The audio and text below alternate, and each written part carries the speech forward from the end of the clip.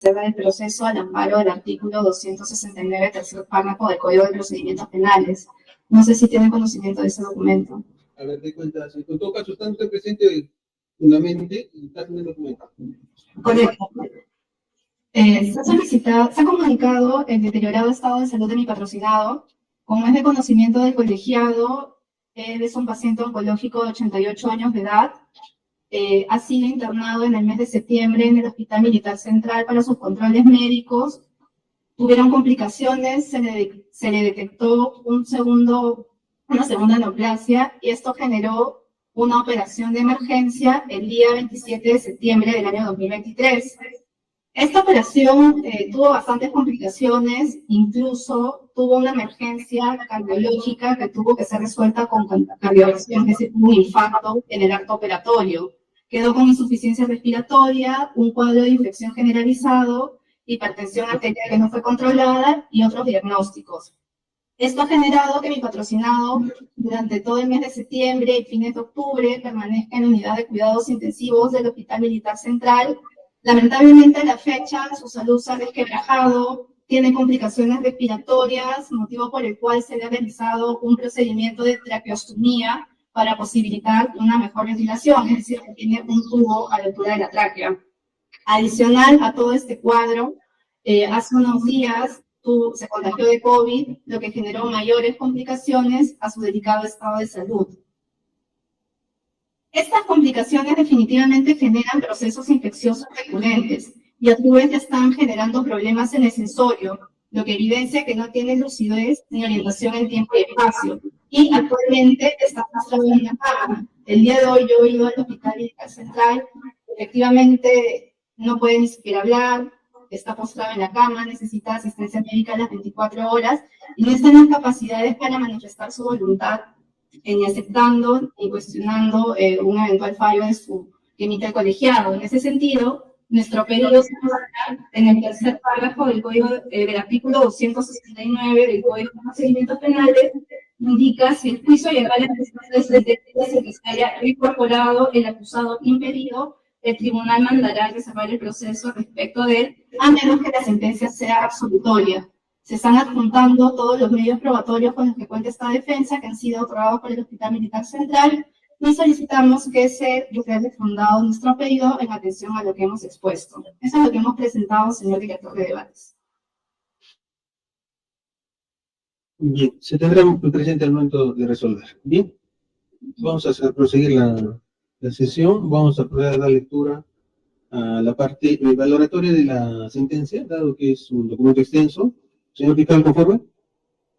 Sí, doctor, conforme. Bien, a todos los señores abogados les pregunto si están conformes. A ver, levanta la mano el doctor Nakazaki. Señor director de debate, señores miembros de la sala, muy buenas tardes. Disculpen por la cámara que tengo algunos problemas. ¿Nos van a notificar la sentencia sin perjuicio de la lectura breve que se va a dar en este momento, señor director de debates? En ese sentido era mi pedido. Si nos van a notificar la sentencia, para que podamos nosotros analizarla luego completamente. Gracias. Bien, doctor. Bien. Siendo así, no se ve observaciones por parte de los señores abogados, vamos a proceder a dar lectura de la parte valorativa de la decisión. Bien, de acuerdo a la estructura de la sentencia, esta tiene pues una estructura a partir de, en primer lugar, los antecedentes, los fundamentos, la imputación del Ministerio Público, la posición que han tenido los señores acusados en el juicio, la actuación probatoria en el juicio, asimismo una síntesis de los órganos de prueba que han desfilado en el plenario, así como los señores peritos, la incorporación de la prueba realizada en el juicio, la requisitoria, así como una síntesis de las defensas materiales ejercidas por los señores abogados, así como las defensas materiales que han hecho también los acusados en esta causa. Pues bien, en el índice, en el número 8, se desarrolla lo que ha sido el contexto general, que enfoca propiamente el entorno en que se cometió los hechos en materia de juzgamiento. 8.1 señalaremos que el contexto general de los hechos denunciados nos permite evaluar y analizar con mayor claridad el caso concreto para fin de juzgamiento. Los años 95, 96 y 97 comprenden el segundo periodo del gobierno del expresidente Fujimori y destacan los hechos siguientes. Primero, el 28 de julio de 95 se religió Alberto Fujimori para su segundo mandato, periodo 95-2000. 2. El 17 de octubre del 96 ocurrió el atentado contra la filial 1 de Global Televisión. 3 miembros del ejército peruano colocaron carros explosivos frente al local de Global Televisión y Radio Samoa 1, en la que fueron involucrados el técnico Ángel Chauny Pomaya, miembro del grupo Colina, el suboficial Felipe Barrante Yáñez y el suboficial Pablo Cortizal. También relevante el número 3, el 17 de diciembre del 96 se produjo el secuestro y toma de residencia del embajador de Japón en Lima por el movimiento revolucionario Tupac Amaru, que mantuvo cautivo a 72 rehenes hasta el 22 de abril del 97, fecha en que las tropas de las Fuerzas Armadas tomaron por asalto la residencia japonesa. 4. El 23 de marzo del 97 falló el cadáver de la agente de inteligencia Mariela Barreto Rilofano en bolsas plásticas en el kilómetro 25 de la carretera de Lima-Canta.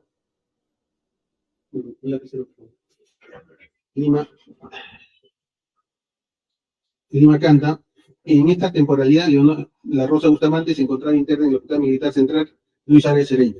5. El 6 de abril del 97 se propagó en Frecuencia Latina, Canal 2, el reportaje de Pamela Carla Bertis de la Flor sobre el caso de la agente Leonor La Rosa Bustamante. 6. El 22 de abril del 97 se llevó a cabo la Operación Chavín de Guanta, operación militar del gobierno del Perú por el Comando Chavín de Guanta para rescatar a los 72 rehenes cautivos por la organización terrorista MRTA liderada por Néstor Cepa Cartolini tras la captura de Víctor Pablo de Campos en 1992.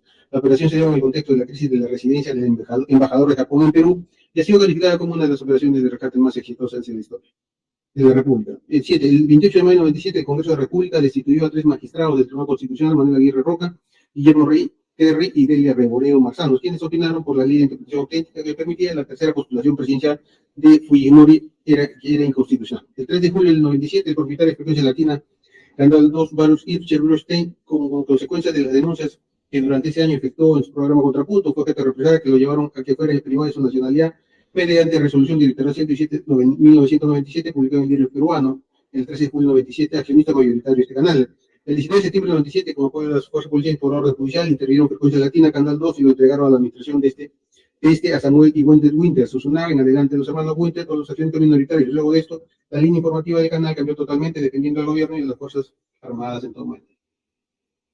Una lectura del contexto de los años 1996 y 1997 la encontramos en el testimonio ante el plenario del periodista César Augusto Hildebrand Pérez Treviño, quien dijo: soy periodista, y en aquella época era el comentario absoluto que todo el gremio periodístico fue un acontecimiento porque fue la primera vez que un agente del CIE tenía el coraje de salir a manifestar que había planes de que se estaban activando en contra de la oposición. Además, reunir las piezas de rompecabezas, el atentado contra un diplomático, el intento de secuestro del general Robles, la voladora Puno. Se trataba de crear un clima de intimidación y hiciera imposible el trabajo de la oposición de los periodistas, como el que modestamente nos consideramos militantemente parte de la oposición. La situación del país era dura, el Tribunal Constitucional quebrado, el Jurado Nacional de Elecciones y la OPE tomadas, el Congreso era unánime y lo que quedaba era la prensa. Y en eso pensó Leonor La Rosa y la heroína Mariela Barreto, a quien descuartizaron por hacer lo mismo que La Rosa. Contexto especial de los hechos denunciados. 8.21 Relaciones entre los agentes de inteligencia y la prensa. En el libro La muerte en el Pentagonito, el periodista Ricardo Cera Pérez describe este aspecto de la manera siguiente.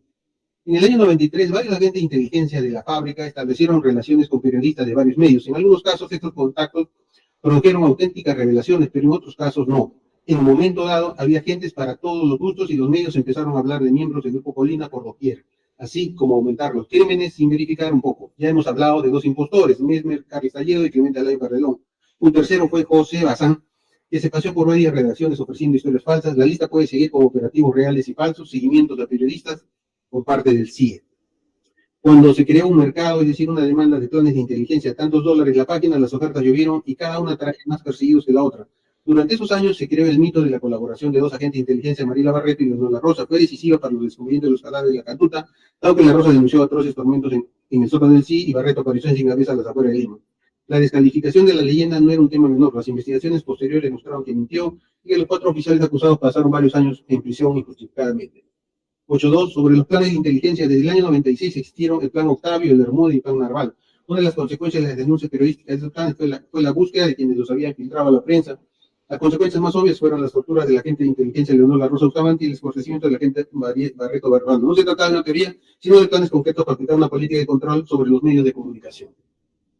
Significado del año 97. Para ubicarnos en el contexto recurriremos al enfoque que hace el periodista José María Salcedo, quien señala en el plenario: la historia se lee después, no durante el año 97. Fue un año decisivo porque fue el año en que el fujimorismo o fujimontismo cruzó el puente de la perdición para llegar al paraíso que estaba envenenado. Cruzar ese puente significó echarle manos a la legalidad y a la libertad de expresión, simbólicamente representada por el Tribunal Constitucional y el Canal 2 de TV. Pero aún más importante, ese cruce fatídico hizo Descubrí que el régimen quería perpetuarse sí o sí, y como se sabe, el poder empieza a desmoronarse cuando se descubre sus intenciones, porque parte del poder son las opresas, el secreto y la clandestinidad. Luego de un periodo de expansión económica espectacular en el año 97, tuvo y tiene una enorme importancia política, psicológica y simbólica. Por su parte, el general Rodolfo Robles Espinosa señaló ante el plenario que por lo menos de las publicaciones pudo conocer la existencia de esos planes, pero que no solo eran para eliminar a Heriberto Benítez Rivas, sino también a personas notables de la oposición política, que también ha recibido las amenazas del servicio de inteligencia y que tuvo la oportunidad de ver a Leonor La Rosa Bustamante en la clínica en la Vía Garzón. 8.3. Los sótanos de los servicios de inteligencia del Perú. Los sótanos de los servicios de inteligencia del Ejército han merecido especial atención por la prensa y también existen procedimientos judiciales al respecto que recrearon las razones por las que fueron destinados, hasta por lo que se sabe, en 1997. En 1987, Enrique Roberto Tuchichela Hernández fue un sargento primero de la Fuerza Aérea Ecuatoriana que desapareció misteriosamente mientras cumplía funciones de ayudante del agregado aéreo de la Embajada de Ecuador en Lima, el 27 de mayo del 88. En 2004, Ricardo Seda Pérez, en su libro Muerte en Pentagonito, reveló que el sargento Tuchichela había sido secuestrado, torturado y asesinado, al igual que su teniente P. Roberto Barrantes Torres, por agentes del CIE. Debido a supuestas actividades de espionaje militar, según señala Uceda en su referido libro, había admitido ante los agentes peruanos. Su cuerpo fue incinerado en el sótano del cuartel general del Ejército peruano, conocido como el Pentagonito. Por su parte, la desaparición forzada del subteniente Marco Roberto Barrantes Torres en los sótanos del CIE como base en el plan de operaciones Lucero por filtración de información clasificada a Ecuador y Chile, que mereció sentencia condenatoria el 16 de septiembre del 2019, emitida por la Cuarta Sala Penal Nacional Transitoria Especializada en Crimen Organizado de la Corte Superior de Justicia Especializada en Crimen Organizado, corrupción, que condenó a Jorge Eduardo Miranda Gutiérrez como autor del delito contra la humanidad en la modalidad de desaparición forzada en perjuicio del Marco Roberto Barrantes Torres, que fue confirmada por la Sala Penal Transitoria en el recurso de nulidad 417-2020 nacional. En 1992, otro evento vinculado, tenemos el caso de Susana Iguchi Miyakawa, es primera dama y esposa del presidente Fujimori, que narró ante la Museo Congreso que estuvo secuestrada en los sótanos del CID. Sostuvo que, aunque no se acuerda con precisión la fecha en que sucedieron los hechos cuando se encontraba en su domicilio, fue violentamente golpeada, amarrada, encapuchada, introducida en una camioneta y trasladada a un lugar escondido donde permaneció semidesnuda y con las manos amarradas 2 días aproximadamente, tiempo en el que se suministraron sustancias para hacerla dormir. Asimismo, señaló que después de unos días fue conducida a unas personas por parte del anfiteatro del CIE hasta su habitación. Por eso la señora Iguchi Miyagawa estaba segura que el lugar donde estuvo recluida en el 92 era uno de los sótanos del CIE.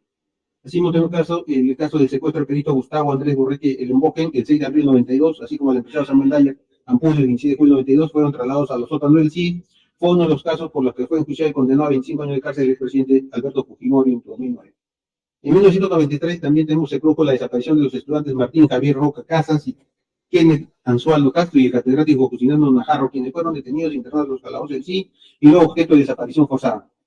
Esto mereció un pronunciamiento judicial condenatorio, así se verificó en el recurso de nulidad 874-2017 de Lima el 20 de diciembre de 2017. Esto permite concluir el tribunal que en este escenario, es decir, los sótanos del Servicio de Inteligencia del Ejército de Perú, se cuenta con información judicial y periodística, es decir, cuenta abierta que habría sido utilizada para ejecutar graves violaciones a los derechos humanos de estudiantes universitarios, un catedrático, un espía, un oficial del ejército, un periodista y un empresario, por lo menos de lo que se tiene información hasta la fecha. Análisis jurídico del caso y valoración probatoria. Expuesto el aspecto contextual, general y especial, se analizará el marco fáctico y jurídico fijado en la acusación fiscal en los folios 14.564 a 14.613, sostenida por representantes del Ministerio Público y ratificada en su registro oral en las sesiones de audiencia obrantes a folios 23.077, y contratándolas con las tesis de defensa para proceder a la evaluación probatoria. Corresponde determinar primeramente la comisión del hecho delictivo y seguidamente la responsabilidad penal de los acusados, y para ello se pronunciará el tribunal motivada y razonadamente y objetiva sobre el valor jurídico de las pruebas controvertidas, lo que desarrolla con siguiente detalle. De la comisión del hecho delictivo, eventos precedentes. 9111, desde abril del año 96, algunos medios de comunicación social locales publicaron información clasificada relacionada con diferentes dependencias del ejército, por lo cual el CIE elaboró el plan de operaciones Tigre 96 en julio del 96, cuya misión era detectar, identificar, neutralizar y capturar al personal militar o civil que esté proporcionando información clasificada a personal no autorizado. Posteriormente, a fines del año 96, aparecieron en los medios de prensa, específicamente en el Diario de la República, el 26 de noviembre del 96, con el título Defensoría del Pueblo y Delegación Policial Nacional de San Isidro verá amenazas a abogado del general Ríos Arraico, el doctor Heriberto Benitos. La publicación periodística del 9 de diciembre del 96 con el título Agente de Inteligencia revela detalles del operativo del CIN que ejecuta plan para amedrentar periodistas. La publicación del Diario de la República del 10 de diciembre del 96 titulada César Tiendebrand habla sobre el plan Bermuda, 3 capitanes y 20 agentes en el operativo. La publicación del 14 de diciembre del 96 titulada Director y 2 reporteros de la República serían blancos de operativo de amedrentamiento. 7 son los periodistas en la mira del CIN. El título sobre el plan Bermuda. El Congreso rechazó mociones y la publicación en el Diario de la República del 12 de febrero del 97 con el título Detienen agentes de inteligencia por revelación del plan Bermuda.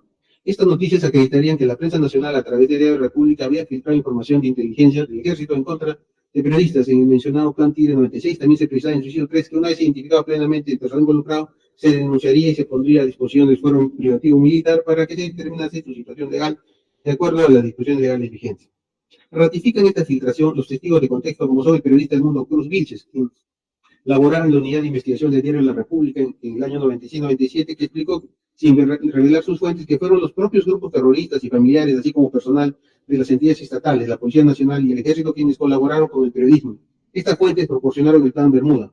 Él se preocupó porque la posible víctima sería su colega César Augusto Quintebrón Pérez Treviño. También tiene información del plan Omega, que después fue reconocido como el Plan Verde, que tenía como objetivo la reelección del presidente Fujimori para el periodo 2000-2005, y por ello había interés en controlar a la prensa, principalmente a la televisión. El Plan Octavio tenía como fin controlar la televisión, objetivo que se tradujo en el año 2000 cuando se compraron las líneas editoriales de los medios de comunicación. La conclusión que sacamos de que este grupo Colina había desaparecido definitivamente, pero obviamente el personal del Servicio de Inteligencia que había formado parte del grupo Colina seguía en actividad y por supuesto podían ser comisionados a operativos especiales de inteligencia del ejército. Además, la información del plan de inteligencia Bermuda, Narval y El Pino provino del Servicio de Inteligencia del ejército. Por su parte también el periodista César Hildebrand en el plenario refirió tener conocimiento de las publicaciones de diciembre del 96 de la Unidad de Investigación de la República sobre el plan Bermuda, que tenía por objeto amedrentarlo e incluso que pretendía matarlo, que lo relacionaba con el CIN. Mencionó que el atentado al Canal 13 en Puno se entendía como un frente político del gobierno de Fujimori. Leonor La Rosa Bustamante le había confesado que fue quien hizo que se abortara ese plan. Dijo, Leonor La Rosa le filtra la información a Edmundo Cruz del Diario de la República porque lo conocía a él. Posteriormente yo escribí un artículo diciendo, gracias a Cruz, yo no padecí nada. Un tipo se presentó en el Diario de la República, deja un papel y le dice a Edmundo Cruz, consigue un teléfono limpio y que sea alquilado ese día. A las 2 horas el señor Edmundo Cruz alquila el teléfono y llama a cierto número telefónico. Fue entonces cuando se le da el primer contacto de estos agentes operativos. En ese escenario, Leonor La Rosa todavía no habla con Edmundo Cruz, pero ese agente es del equipo de Leonor La Rosa y Mariela Barreto. Son los disidentes del CIE, son los que quieren que la prensa y el público se entere de lo que se está tramando en el Servicio de Inteligencia del Ejército contra la oposición. El testigo Ricardo Uceda también en el plenario refirió que en el año 96 y 97 en muchas publicaciones periodísticas aparecieron planes de inteligencia y agentes de inteligencia que han sido fuentes de los medios. Afirmó que muchos no eran ciertos. Ha escrito como jefe de una investigación del comercio una plana titulada Oscuras dudas o que azoran el caso de Leonor La Rosa sobre las torturas y la violación sexual. Por ello, el tribunal concluye que se habría efectuado la filtración de información de inteligencia del ejército, de plan de información de inteligencia del ejército, de sus planes, cuyo objetivo era amedrentar y eventualmente eliminar a hombres de prensa. Al ser difundida a través de los medios, había originado como respuesta una acción de contrainteligencia destinada a identificar, neutralizar y denunciar al fuero militar por los delitos de infidencia a los involucrados. 9.2. Seguimiento y vigilancia a Leonor La Rosa en enero del año 97. Previa su detención en la primera quincena de enero del 97 con la nota de información 2007-02-0100 del 10 de enero del 97 dirigida a Ackerman, quiere el acusado Carlos Edmundo Sánchez Noriega sobre el probable delito de infidencia, se mencionó que Leonor La Rosa Bustamante tenía contactos con personal ajeno a la institución a quienes había proporcionado información clasificada, la cual vendría siendo publicada en algunos medios de comunicación. Se señaló también al técnico Ibarra Portilla y al S. Chávez Silva. Y también la nota informativa 1005 del 13 de enero del 97 dirigida a Ackerman sobre el seguimiento a la sujeto Candy en el Hospital Militar Central Luis Ares Hereiber y su encuentro con el coronel Wilson Aguilar del Águila.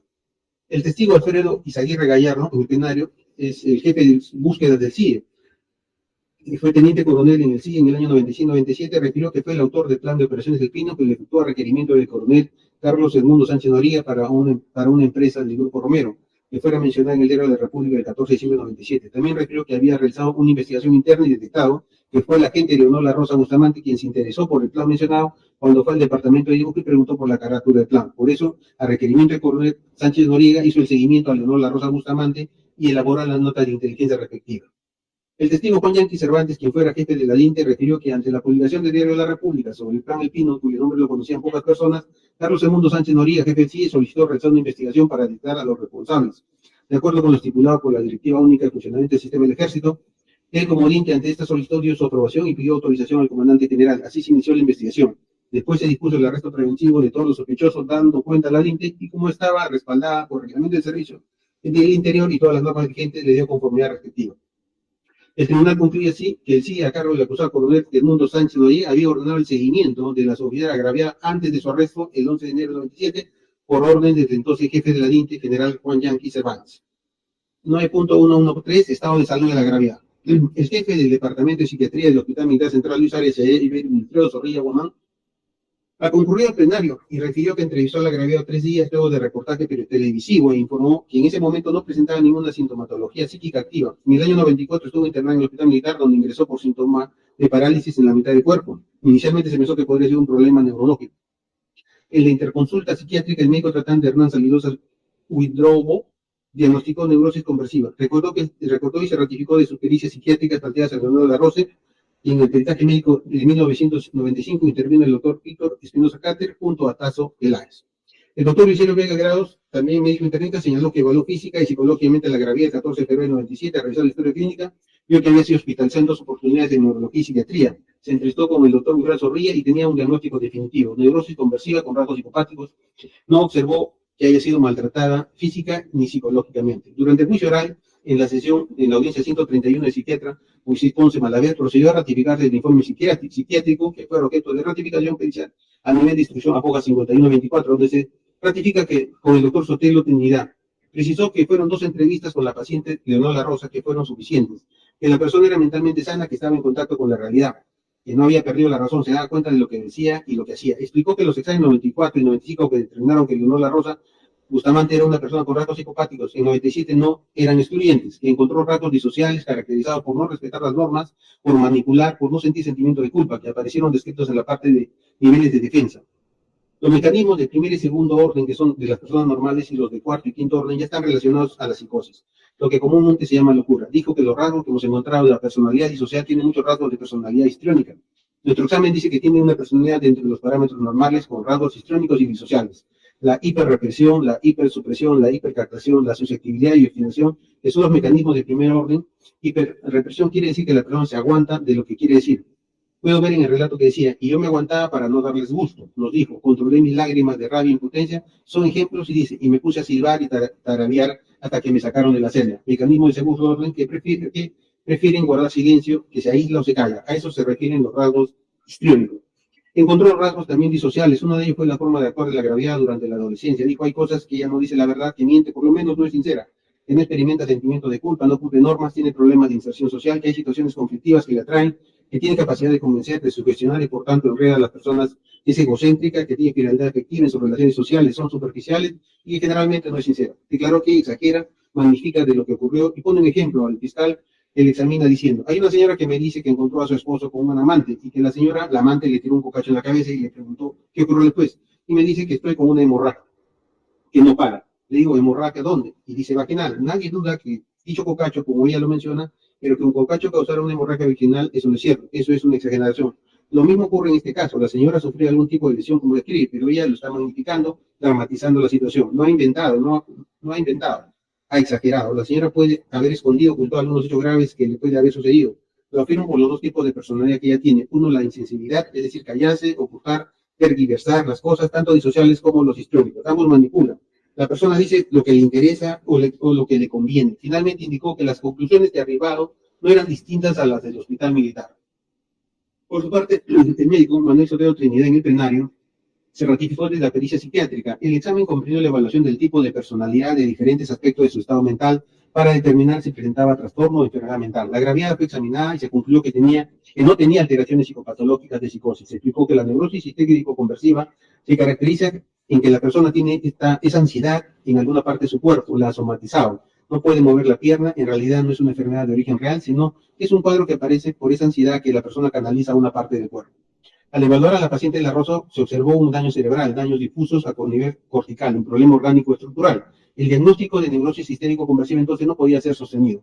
Galeno diferenció la psicosis, que es una enfermedad mental grave comúnmente llamada locura, una incapacidad para juzgar adecuadamente la realidad, de la neurosis, que está relacionada a un estado de ansiedad, que junto a la depresión es uno de los trastornos más frecuentes de nuestro tiempo. Cualquier persona normal atraviesa cuadros de neurosis, de ansiedad. La neurosis conversiva lleva a una persona inconscientemente a que se canalice su ansiedad a alguna parte de su cuerpo y no pueda manejar por un periodo de tiempo.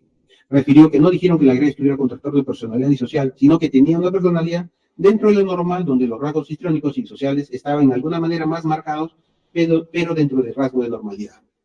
El tribunal concluyó de los documentos médicos oficiales efectuados por el Hospital Militar Luis Arias Heredia y el examen de la pericia psiquiátrica elaborado por el Instituto de Medicina Legal del Ministerio Público durante el plenario, dos aspectos. Uno, la gravedad tiene antecedentes por atenciones en el Departamento de Psiquiatría del Hospital Militar. Dos, que por examen psiquiátrico del estudio de medicina legal que encontró rasgos disociales histrónicos, por lo cual no es sincera, dramatiza y exagera los hechos, es un elemento que resta credibilidad a los relatos de la agraviada Leonor La Rosa Bustamante. 9.1.1.4 de la condición de los agentes de inteligencia de los acusados de la agraviada.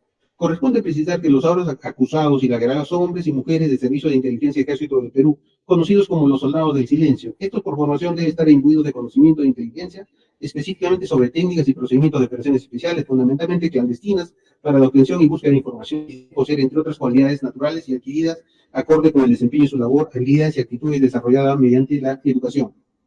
Las cualidades que debe poseer son las siguientes: la observación, la memoria, la serenidad, objetividad, veracidad, ciencia, valor, iniciativa, perseverancia, discreción, formación profesional, capacitación, inteligencia, actuación escénica, conocimiento de psicología práctica y experiencia. Dentro de las técnicas de observación y vigilancia, seguimiento, óbice, se encuentra el mimetismo, o sea, la capacidad de camuflarse, la cubierta o historia ficticia, el disfraz o enmascaramiento para ocultar su verdadera identidad, disfraces, maquillajes, fachadas, fingimiento o imitando lo que no es, compartimentajes, la restricción del conocimiento de trabajo e interceptación de comunicaciones.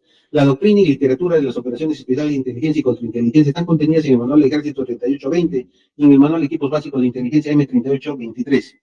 Esta detalla sobre los equipos de vigilancia, de penetraciones físicas, fotografía, filmación, procesamiento, interrogatorios a prisioneros de guerra, delincuentes subversivos o cualquier otro militar, el manejo de los equipos de fotointeligencia, equipos de operaciones especiales y los equipos de apoyo técnico.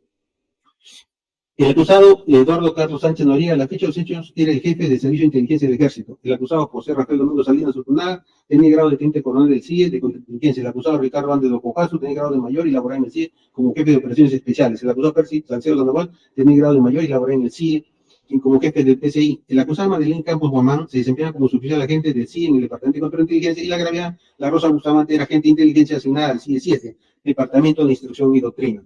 El doctor Manuel Sotelo Trinidad, en el plenario, mencionó que un agente operativa de inteligencia, y por la formación que ha recibido, estaba preparado para estar en situaciones en las que dentro o como parte de su trabajo como agente operativa tenía que simular, esconderse, decir cosas que no necesariamente eran la verdad, y entonces en tal contexto, como parte de su labor, tenía que disfrazarse, engañar, mentir como parte de la misión operativa. Era un tipo de trabajo que dentro del ejército era comprendido. Por ello, Leonor La Rosa, por su formación operativa, ciertos elementos que de alguna manera le hacían manejar cierto nivel de defensa mayor a una persona común y corriente que sufre un nivel de violencia, simuló un cuadro de estrés postraumático.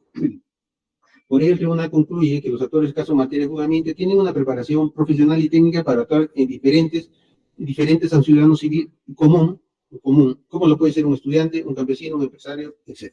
Hechos concomitantes. El arresto preventivo de Leonor La Rosa está fuera de toda discusión respecto a la privación de libertad de los días 16 al 19 de enero del año 97, por el coronel Carlos Edmundo Sánchez Noriega, jefe del CIE, mediante el memorándum 2101 CIE, dispuso el arresto preventivo del agente Leonor La Rosa Bustamante, el técnico Hans Ibarra Portilla y Wilder Alzubiarle Caviedes, y ordenó al comandante del CIE, José Domingo Salinas Utunaga, quien a su vez dispuso al mayor Manuel Percy Salcedo Sandoval que ejecutase la orden.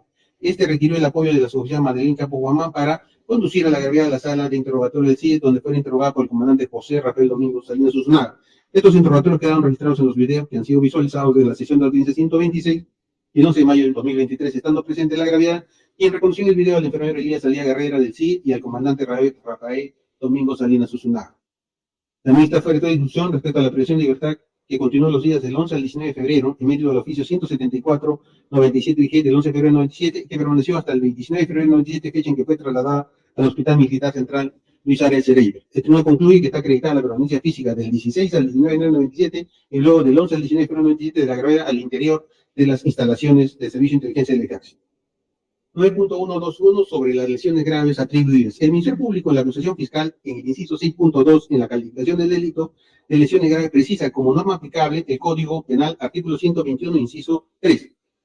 Cuando el agente causa un daño que requiera 30 más días de asistencia o descanso según prescripción facultativa, y en la requisitoria en las sesiones de audiencia 208 a 215 o fojas 23.077, ha precisado como calificación el delito de lesiones graves previsto en el artículo 121, inciso 1, lesiones que ponen en peligro inminente la vida de la víctima.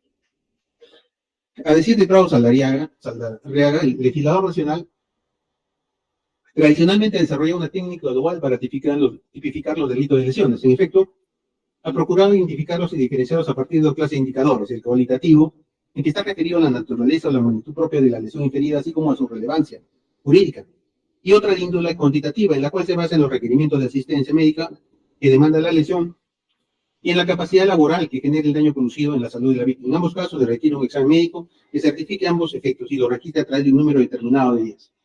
A diferencia del homicidio, o como en el caso de aborto, no existe en el Código Penal un tipo penal que describa que es una lesión. Sin embargo, la descripción de los delitos de lesiones que hace la ley permite inferir que ellas constituyen diferentes formas de daño que el autor del hecho punible ocasiona a la salud de la víctima. Es otra disciplina afín al derecho penal, la que ayuda a entender la naturaleza, característica, diferencia, trascendencia jurídica de la lesión.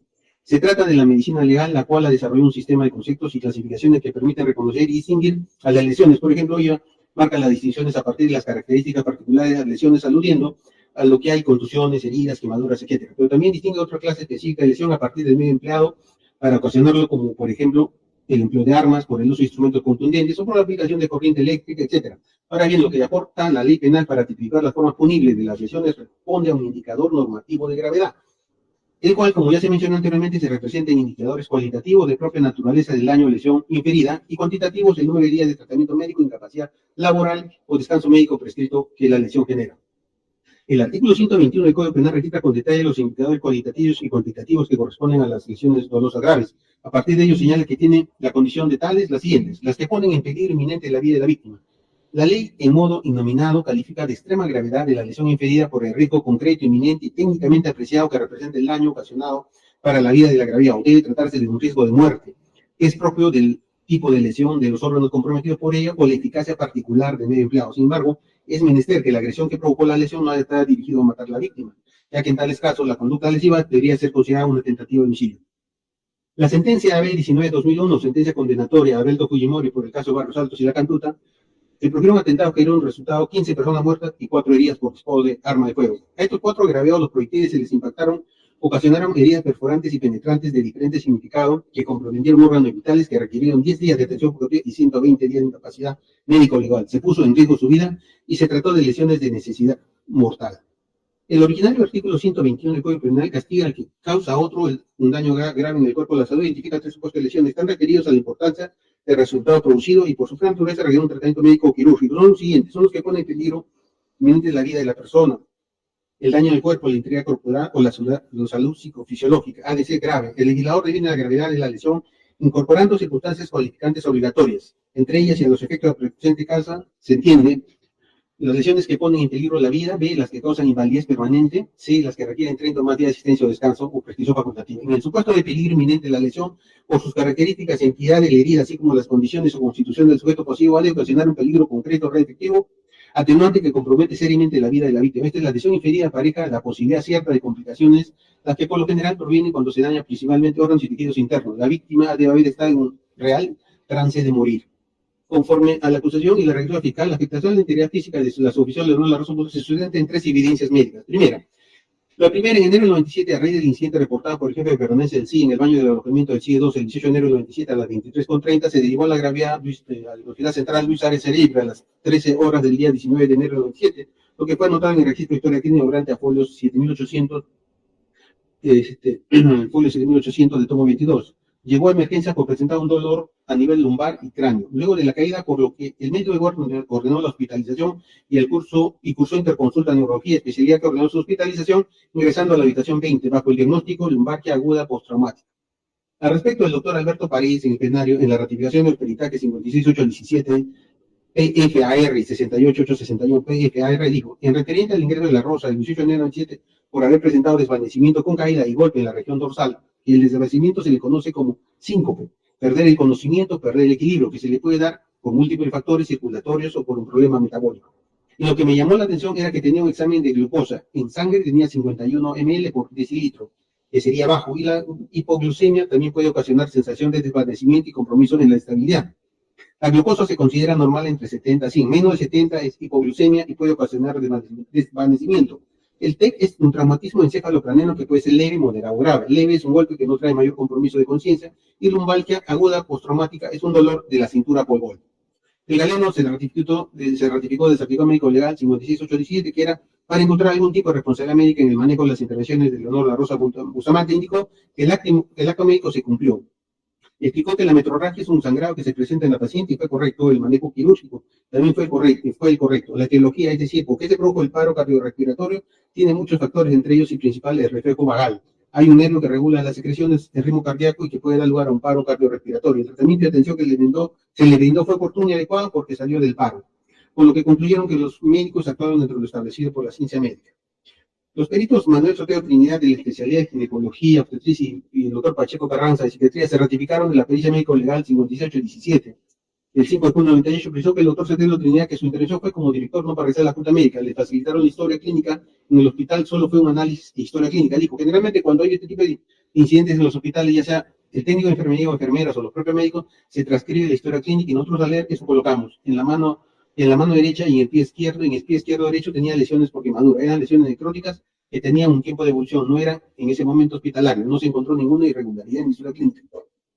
La segunda evidencia de febrero 97, anotada en la historia clínica durante el folio 7931 del tomo 12, se apreció que la gravedad ingresó al Hospital Militar Central Luis Arias Schereiber a las 20:30 del 19 de febrero 97, siendo atendida por la médico ginecólogo obstetra Luis Pinto Portugal, y fue atendida por la doctora Irma Callao Ortiz, quien refiere que la paciente dijo que hace 5 días presentaba un dolor en el hipogastrio tipo cólico de moderada intensidad.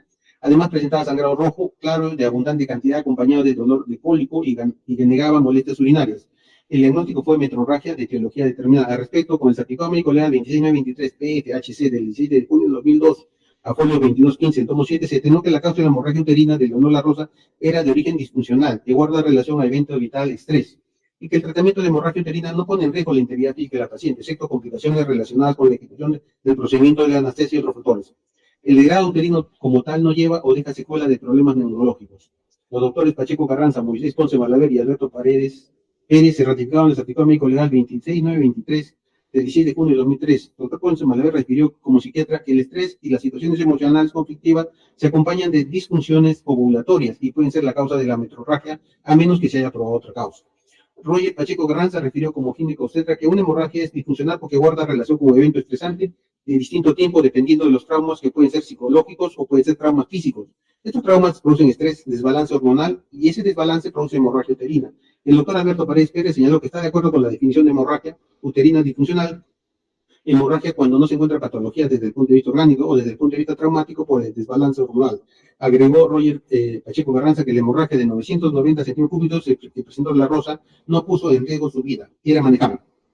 Sobre las quemaduras de segundo o tercer grado, explicó el doctor Moisés Ponce Malaver que los grados de quemaduras son 6. Primero se llama eritema, o sea, la piel se pone rojita. Segundo grado se llama fictema, llaman ampollitas, como cuando uno se va a la playa. El tercer grado es una escara que parece que tuviera una costra. En cuarto lugar llega a comprometer el tejido subcutáneo grasa.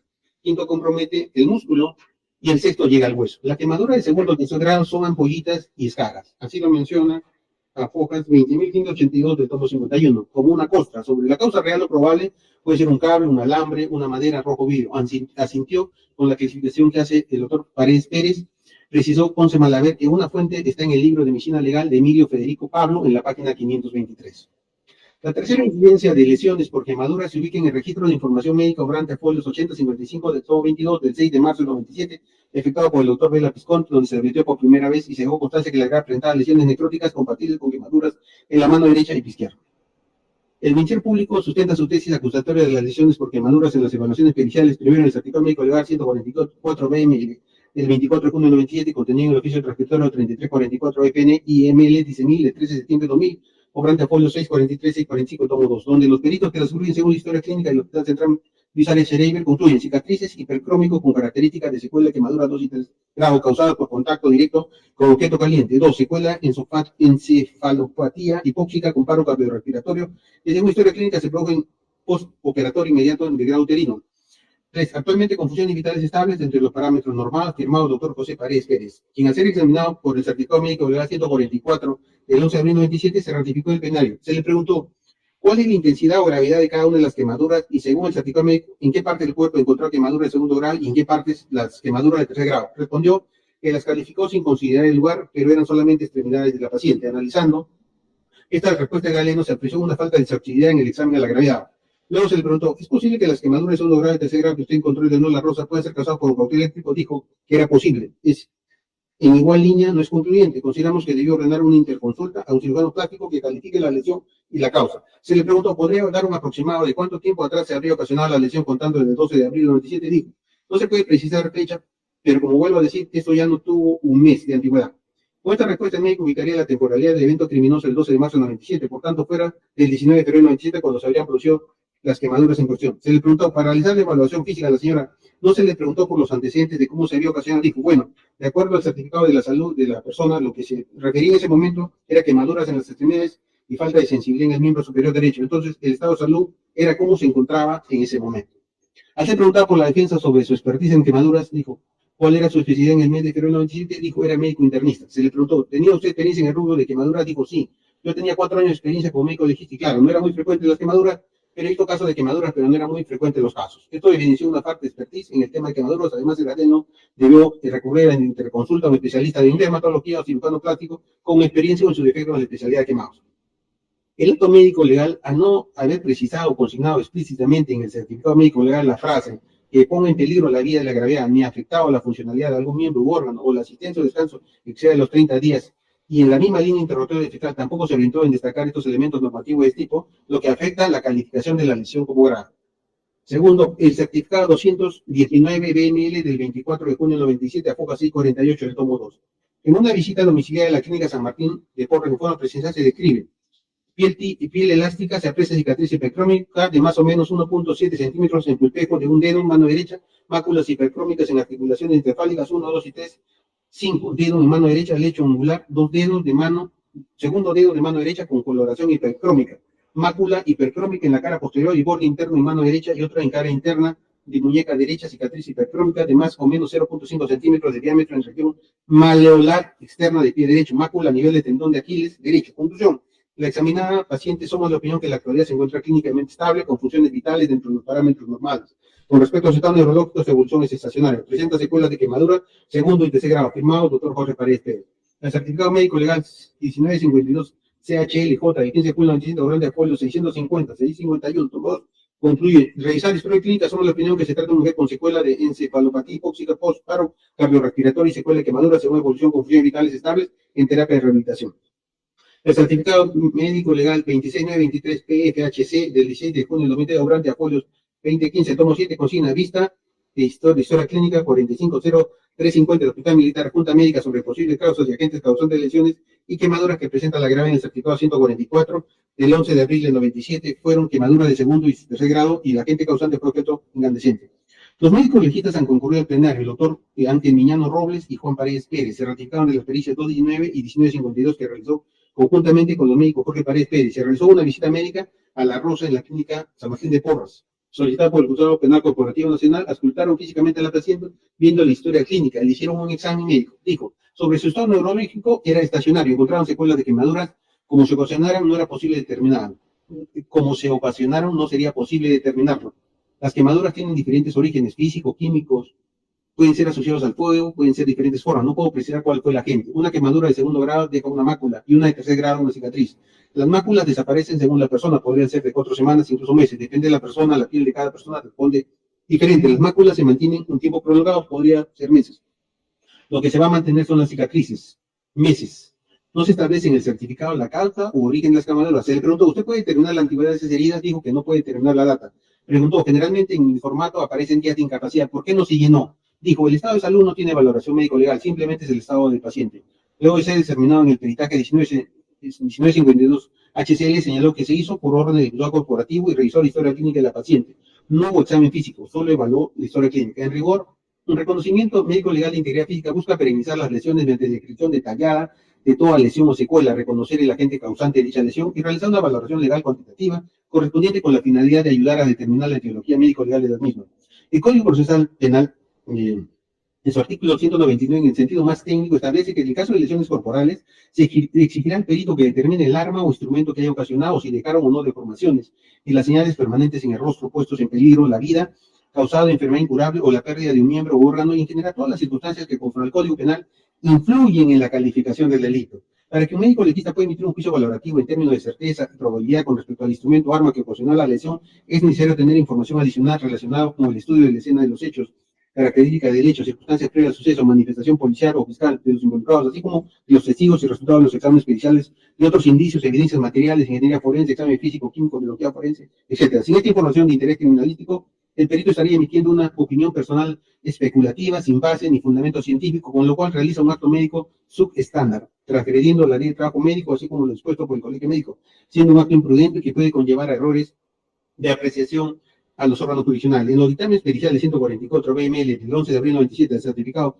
1952 del 15 de julio 97, el certificado médico legal 2923 PFHC del 16 de junio 93 de las siglas HC, corresponden a evaluaciones médicos post facto según historia clínica. Como no fue una evaluación personal directa a la agregada, por tanto, no existe una anamnesis o relato de los hechos. Allí el médico consigna lo referido a la peritada, la situación o estado de los hechos que motiva la atención, fecha, lugar, naturaleza del mismo, el motivo de reconocimiento. Estos instrumentos solo se describen las lesiones de segundo y tercer grado y la agente causante como prácticamente sin precisar en sus conclusiones para efectos de calificación legal si estas quemaduras habrían puesto en peligro su vida, o el quantum de los días de descanso facultativo que era esencial para la calificación legal. El único reconocimiento médico legal presencial es el certificado 219 del 24 de junio de 2097 en la visita a la clínica San Martín de Porres, pero no se consigna que las lesiones apreciadas coloquen en peligro inminente la vida de la agraviada.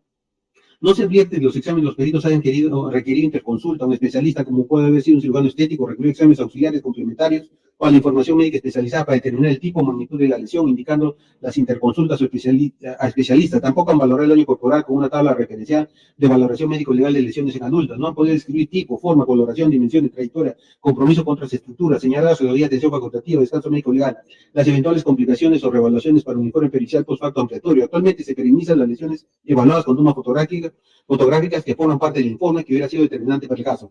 En sus conclusiones pudieron requerir evaluaciones por especialistas de dermatología o estética o diagnóstico por imágenes, laboratorios u otros. Es decir, los reconocimientos médicos efectuados son subestándar y no tienen la entidad de calificar como lesiones graves las lesiones descritas por la agraviada. La acusación fiscal plantea en estas evidencias físicas lumbalgia aguda postraumática diagnosticada el 19 de enero del año 97. 2. La metrorragia de etiología determinada el 19 de febrero del 97. 3. Lesiones necróticas compatibles con quemaduras de mano derecha y pie izquierdo antes mencionadas, evidenciadas el 6 de marzo del 97 en el octavo mitad central y corroboradas por los médicos legistas de medicina legal y de la clínica San Martín, no tienen la entidad de poner en peligro inminente la vida de la víctima. A efecto y de modo ilustrativo, recurriremos al Instituto de Medicina Legal y Ciencias Forenses en su guía médico legal de valoración integral de lesiones corporales de manera de ejemplo, enumera los casos de las lesiones que ponen en peligro su vida. Y en la enumeración menciona el traumatismo penetrante de la cavidad craneana, incluidos los casos que no ocasionan daño cerebral, fracturas abiertas y cerradas de huesos en la base del cráneo y cálota, excepto las que solo afectan el esqueleto facial, lesiones de aplastamiento en lesión intracraneal, herida abierta del cuello que penetra la luz de la faringe, laringe, tráquea, esófago, fractura de cartílago de la laringe, tiroides o los cartílagos traqueales, fractura del cuerpo o fractura bilateral del arco de vértebras cervicales, fractura de apófisis odontoides, múltiples fracturas vértebras cervicales, luxación, desplazamiento de las vértebras cervicales, herida penetrante en tórax, y fracturas costales múltiples bilaterales y fracturas múltiples costales unilaterales en 2 o más segmentos, fracturas pélvicas bilaterales inestables, fracturas de columna lumbosacra, luxación en columna lumbosacra con presencia de síndrome de cola de caballo, lección de arterias de aorta, carótidas, axilar, blanquear, ilíacas, femoral, opticea o venas principales. En el caso de quemadura térmica, eléctrica, química, radiación de segundo grado, mayor al 20% de superficie corporal del grado 3, mayor al 15% del grado corporal y quemaduras de las vías respiratorias.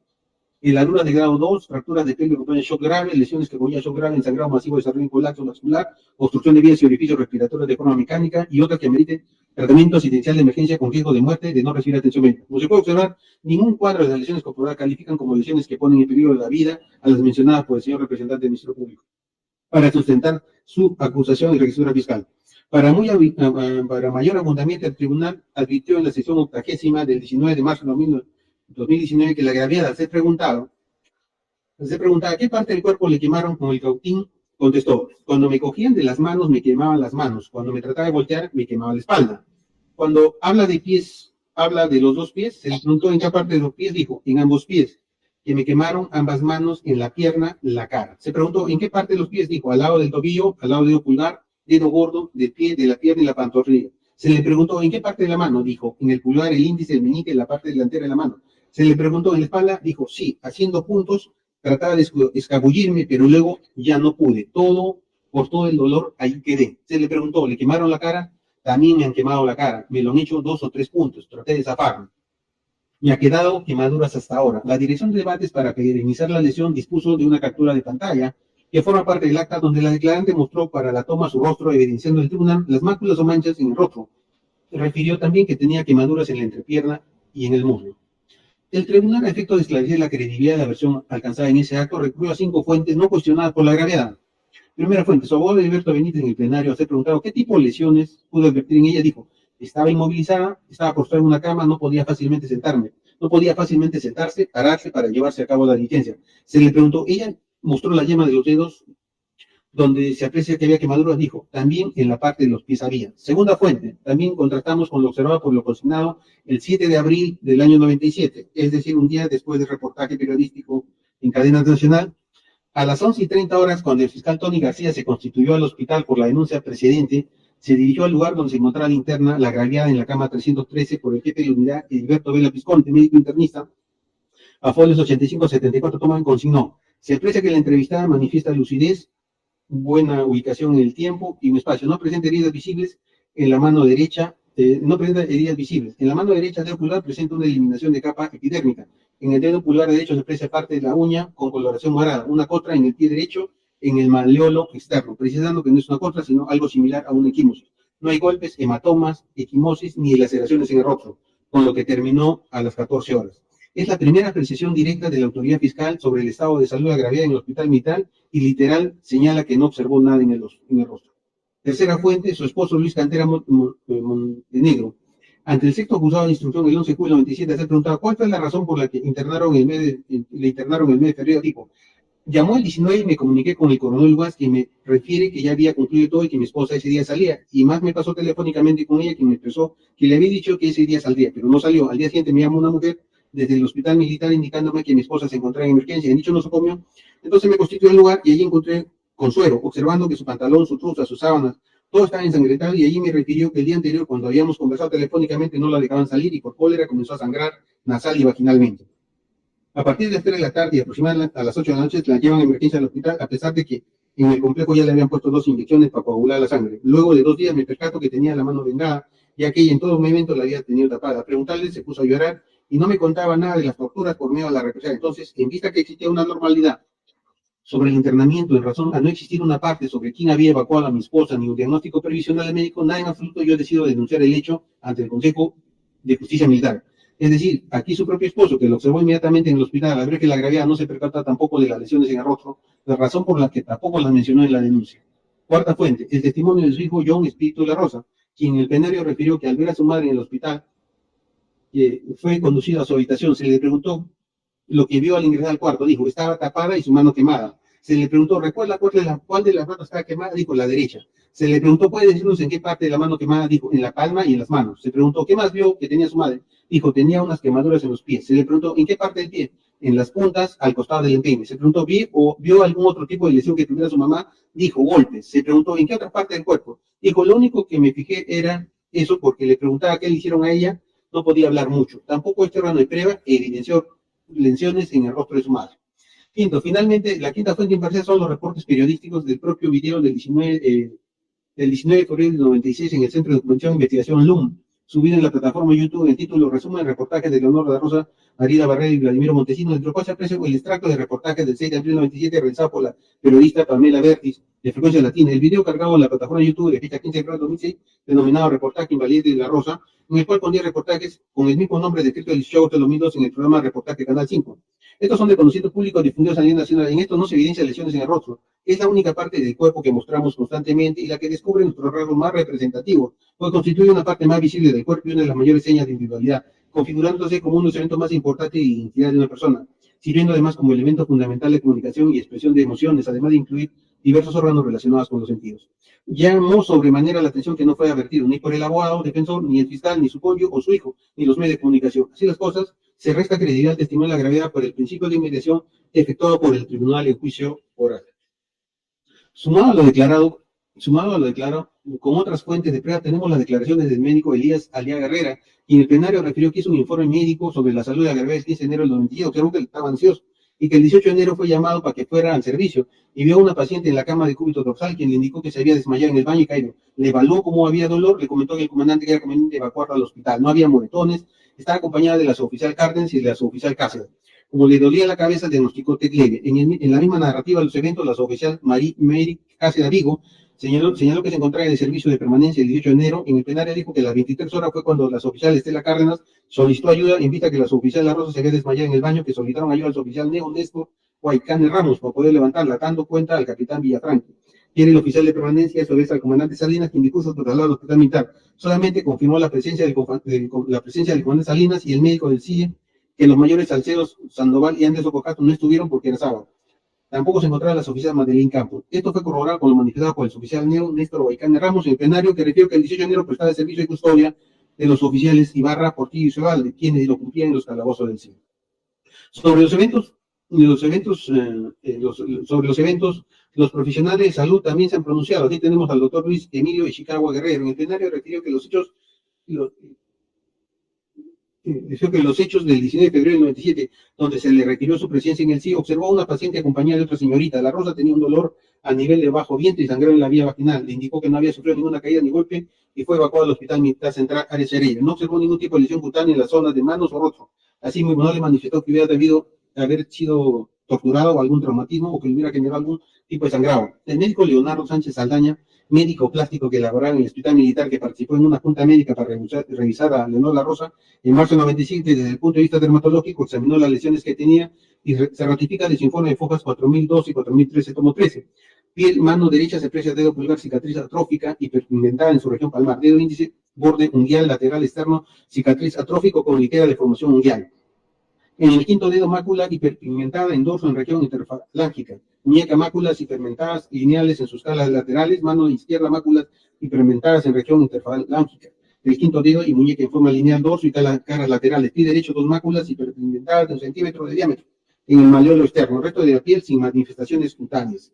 Aparato locomotor, se aprecia limitación funcional digital en ambas manos. El médico Alejandro Venero Motola participó en una junta médica para revisar a la señora La Rosa en marzo del 97.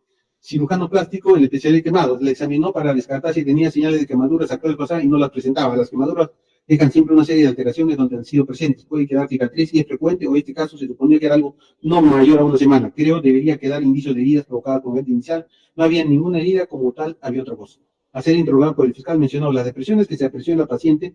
Mencioné, pueden ser creadas por lesiones térmicas, o sea, quemaduras, o por quemaduras, incluso las más comunes son las quemaduras eléctricas. En segundo lugar, traumatismo continuo puntiforme podría ser también una causa, pero eso es entrar al plano de hipótesis. Al ver la paciente contestamos lo que tiene. No hay lucubraciones, posibilidades, porque fue así, o porque no, porque un montón de hipótesis que no necesariamente coinciden con la verdad, la realidad, y en todo caso realmente me llama a mí para evaluar la presencia de quemaduras en la paciente. La primera información es que no había ninguna quemadura aguda en lo absoluto, sino que había depresiones cicatrizales que pueden ser tomadas como secuelas de quemadura. Puede ser tomado como secuelas de otra gente que no podrían ni yo ni nadie posiblemente. El doctor Heriberto Benítez, internista, conoció a La Rosa en marzo del 97, había estado hospitalizado en cuidados intensivos y de ahí la transfieren a piso. Lo primero que hacemos es una evaluación completa para determinar la dolencia que debemos corregir y poner en condiciones para mejorar su estado de salud.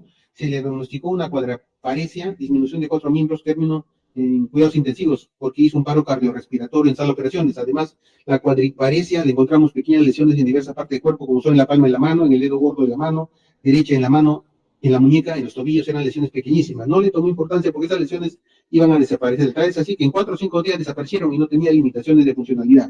Ella cogía un vaso con sus manos, no tenía ningún tipo de problema. Le preguntaba esas lesiones, ella solo lloraba y decía, no sé. Sospechaba que se había producido en cuidados intensivos cuando los pacientes los agitan, los amarran, los amarran, lesionan partes de la muñeca y dedos porque hacen agitación psicomotriz con tal de sacarse las cosas.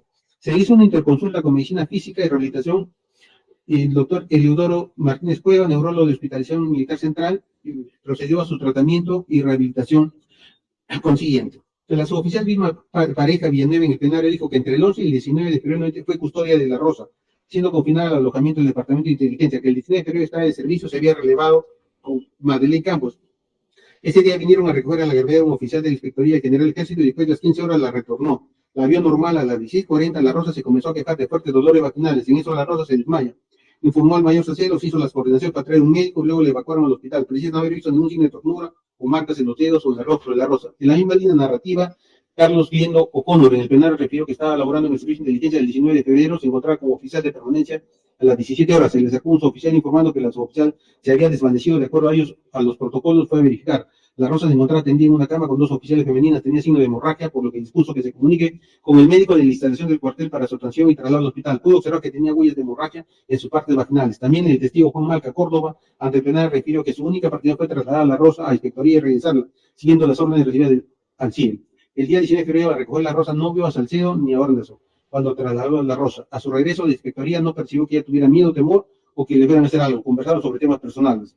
Carlos Augusto de la Melena María Tegui, jefe de Departamento de Investigación y Inspectoría, refirió que el 19 de febrero fue el último día de investigación que se realizó en la Inspectoría. El personal trajo a la Rosa, entró por la puerta caminando, la puso a disposición del cordón Lugas, como era diariamente, entraron a la sala de conferencia a rendir su manifestación. Que vio por última vez el día 19 de febrero del 97, generalmente a las 18 horas, porque esa es la hora en que las labores terminan y se retira ella. José García Tineo, agente de inteligencia, trabajó en el Departamento de Apoyo Técnico en el año 97, recibió la orden de apoyar en el Departamento de Contrainteligencia, filmarlo. Durante el interrogatorio de la Rosa, no percibió que fuera golpeada, gritada ni objeto de gestos obscenos por parte del comandante. Aseguró que no se vio, presenció agresiones físicas por parte del comandante Salinas, aseguró el interrogatorio. Estuvo presente en el interrogatorio de la Rosa en una sola ocasión durante un día en particular. Visitó a la Rosa en el hospital respecto a las lesiones, vio en la mano y en el cuello de Leonor, mencionó que le mostró un dedo con una ampolla y que vio unas marcas en forma de niños en los dedos. Carlos Alberto Dávila Paredes trabajó en el SIGE, Departamento de Búsqueda del Plan El Pino, era para la búsqueda de información de sendero luminoso en el sector de Guayaga. La Rosa se interesó por el Plan El Pino cuando fue a elaborarse la carátula al dibujante. Inferior condujo a la Rosa desde el Departamento de Contrainteligencia a las oficinas de Inspectoría General del Ejército diariamente y lo hacía resguardado por un oficial de servicio. Sobre el permiso de Leonor La Rosa del Hospital Militar el 26 de marzo del 97, la gravedad ante penal señalado no recordar este hecho. Por su parte, el doctor Heriberto Vela Pisconte refirió que le otorgó permiso de salida por Semana Santa, así consta la historia clínica. Aquí advertimos que si tiene la declaración de su propio esposo, José Luis Cantera Montenegro, en su manifestación ante el Juzgado Corporativo Nacional del 11 de julio de 97, ha reconocido que la gravedad había salido de permiso del hospital. Al señalar, mi esposa salió 2 días en Semana Santa, llegando a nuestro domicilio donde estuvo en reposo dada su situación física, pero se encontraba animada de ver a nuestros hijos. Yo la saqué del hospital en silla de ruedas y la regresé igual. Luego que ella regresó a dicho nosocomio, solicitó en otra fecha permiso al médico para salir nuevamente y el médico la autorizó, pero el general director del hospital ya no la dejó salir por no tener autorización del comando. La declaración abona a desacreditar la credibilidad de la gravedad. Testimonios que han sido sometidos al contradictorio no han sido tachados los testimonios por el Ministerio Público, son de valía para el pronunciamiento de la causa.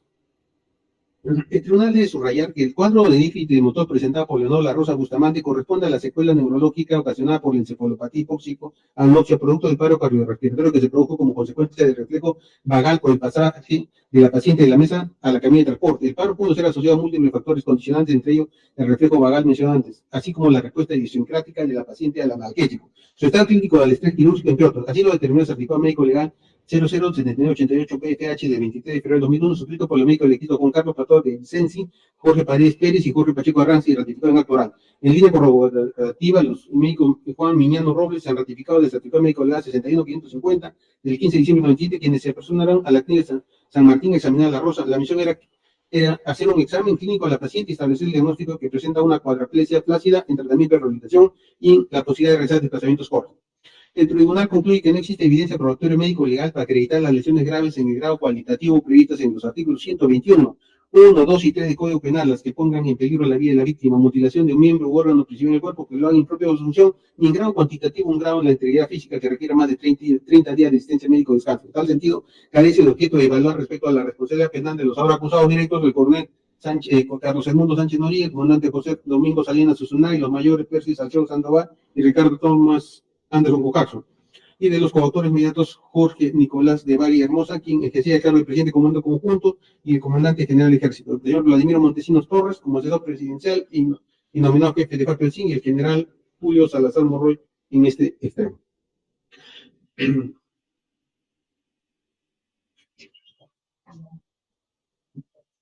Ya. Bien, el siguiente es el atentado contra la libertad sexual de la Grave de la Rosa. La acusación, como la tesis fiscal contenía su acusación requisitoria sobre la agresión sexual a la señora La Rosa, se acreditaría con los siguientes elementos de prueba. La historia clínica, ¿no? Porque presenta un cuadro de metrorragia vaginal, el certificado médico legal 144 y el certificado médico legal 1953. Esos son los elementos con que el Ministerio Público estructura su requisitorio. Bien, estos certificados médicos, el primero es el pronunciamiento médico sobre el cuadro de metrorragia vaginal. El segundo certificado médico es que concluye sobre las cicatrices de hipercrómicas con características de secuela y quemadura de segundo y tercer grado. Y el certificado 1952 es que también detecta las secuelas de la encefalopatía hipóxica postparo cardiorrespiratorio. Los procedimientos médicos legales para el estudio cofactor, los médicos legistas proceden al estudio respectivo y emiten el informe o dictamen pericial en casos en que la víctima se encuentre impedida de asistir. El fiscal oficial al médico legista indicando el lugar de identidad en que deberá practicarse un reconocimiento médico legal en la modalidad de visita médica o a la víctima examinada no puede comparecer ante la autoridad fiscal. Se solicita al nosocomio la rendición de la historia clínica o copia certificada correspondiente. A efecto sobre el extremo de libertad sexual, debemos decir que al efecto la prueba conducente para acreditar el delito contra la libertad sexual es el reconocimiento médico legal de integridad sexual. Complementariamente, una pericia de psicología forense para verificar la afectación o estresor por la agresión sexual, de ser el caso a las circunstancias, la toma de muestras físicas, biológicas para los exámenes de biología o toxicología forense, respectivamente, lo que nombren autos. Es decir, no se encuentra prueba científica para acreditar el presunto delito contra la libertad sexual. El tribunal, a mayor abundamiento, conviene en evaluar la declaración o testimonio de la víctima, dado que se trata de un delito clandestino, su declaración es fundamental y se advierte durante el tiempo ocurrido los hechos, rindió declaraciones ante las autoridades, ante la Inspectoría del Ejército, ante el Consejo Supremo de Justicia Militar, ante el Ministerio Público, ante el juez del sexto juzgado de Lima, y también en el año 2002. Y nos vamos a centrar en la declaración que rindió el 27 de febrero del 2002 a responder la pregunta 2 ante el fiscal Torrejón Burga. Es decir, luego de más de 5 años, a la pregunta 14, se le pregunta, ¿qué otros hechos que usted viene señalando en la presente investigación no los dijo durante las investigaciones llevadas a cabo en el fuero común a mérito de la denuncia presentada por su señora madre? Dijo, no denuncié los golpes que fue objeto por parte del general Paiva, tampoco he mencionado la violación perpetrada por 4 oficiales contra mi persona, asimismo el secuestro de mi hermano, tampoco he mencionado a mi hermana que me acompañaba cuando prácticamente era canjeada por mi hermano en la puerta número 3 del CIE. En fecha 24 de febrero del 97, su esposo presentó una denuncia ante el fuero militar. En esta denuncia la dirige contra el jefe de Servicio de Inteligencia, Carlos Sánchez Noriega, ahora acusado de los que resulten responsables. Y en la narrativa cronológica que efectúa de los eventos del 17 de enero al 21 de febrero, no se extrae al respecto un extremo de una afectación a la integridad sexual de la víctima. En igual sentido, el 24 de marzo del 97, su señora madre, doña Leonor Felipa Bustamante Martínez, madre de Gabriel, presenta otra denuncia ante la Fiscalía Provincial de turno, que genera otra investigación, y de igual forma, no menciona este evento. Más bien hay que resaltar la presión que ella señala en su escrita: mi hija ha sido evacuada de la Comandancia General al Hospital Central Área Cerebro, siendo a las 20:30 horas del 19 de febrero del 97.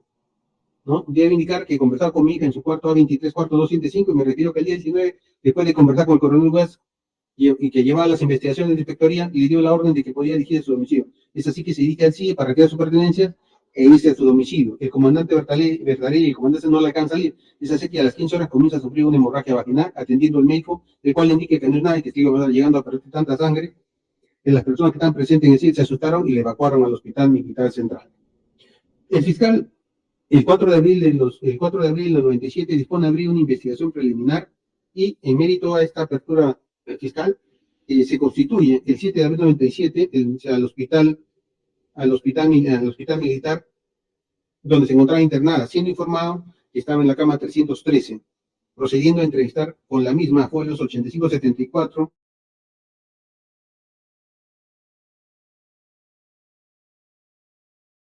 y dentro del acta que su integridad sexual. De igual forma, el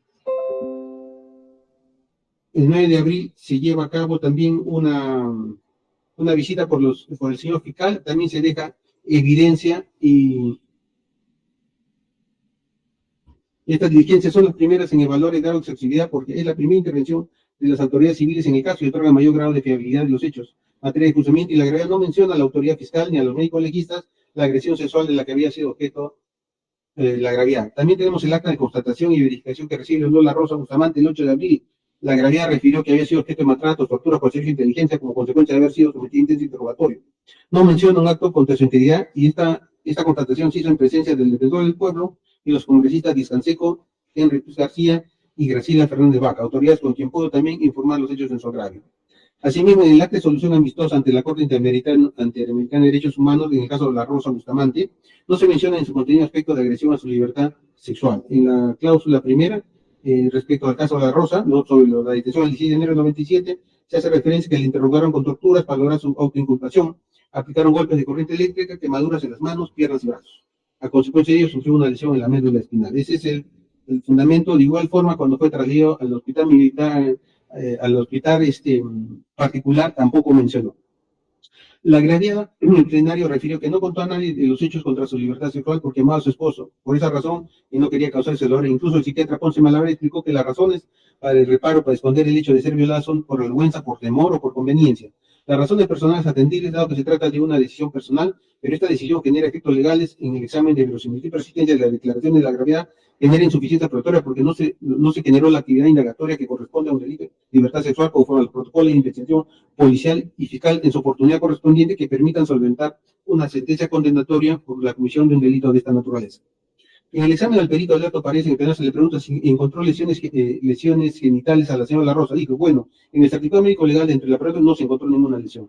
Juan José Miñano Robles y el médico Paredes dijo que se ratifica la especie 219 y 1952 al ser preguntada sobre la metorragia diagnosticada, precisó que el sangrado no tiene nada que ver con el periodo menstrual. Generalmente los estudios ginecológicos en una mujer de edad fértil puede tratarse de un aborto. Segundo, de un problema disfuncional, es decir, un problema hormonal. En este caso se pone persistente porque el sangrado no paraba. Se le preguntó, ¿esta hemorragia uterina puede ser producida por una agresión sexual?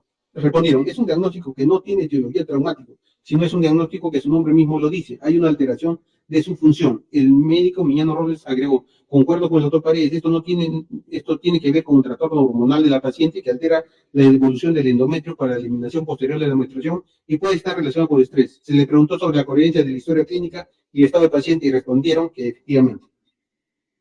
Respecto al hecho médico del acusado, el 10 de febrero del 97 recibió un golpe en la pierna izquierda pantorrilla y como consecuencia el 11 de febrero fue conducido al hospital militar. Le colocaron un aparato de yeso que calza de quino quedando impedido de movilizarse. Al efecto acompañó la documentación médica respectiva, como son las papeles de descanso médico, hasta el 27 de marzo del 97.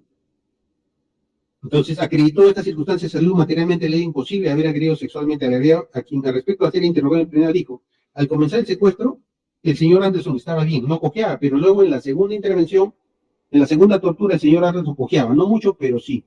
Caminaba bien, pero tenía ese problema que a veces decía que le dolía la pierna, pero no tenía ningún yeso ni nada. Si estaba enyesado, ¿cómo pudo violarme? Corroboran su estado de salud del acusado Anderson Cucaso, los testigos de serio Augusto Vega Graus, médico internista, que en el plenario dijo que se había enterado de su cliente y que fue a verlo al hospital, para ver que tenía un yeso grande con todo el miembro inferior izquierdo desde el muslo hasta el pie. En igual sentido, el testigo Miguel Burgos Moncada, jefe administrativo del CIE, y el testigo Ricardo Vidarte Castro, quien laboró en el Servicio de Inteligencia del Ejército. En tal orden de ideas se concluye que la significación de la grave carece de característica de verosimilitud y persistencia y no hay datos corroborativos como es una prueba conducente científica e idónea para acreditar el delito de violación contra la libertad sexual previsto en el artículo 170 del Código Penal contra la ¿no? Es inidóneo pretender el representante del Ministerio Público con reconocimientos post facto en la historia clínica y no con una prueba pericial de reconocimiento médico de interés sexual acreditar el delito subexamen, careciendo objeto de evaluar al efecto de la responsabilidad de los ahora acusados directos, ¿no? El señor Carlos Edmundo Sánchez Noriega, comandante José Salinas Osuna y los mayores Percy Salcedo Sandoval y Ricardo Tomás Anderson Cucarto en ese extremo. Pasamos al secuestro.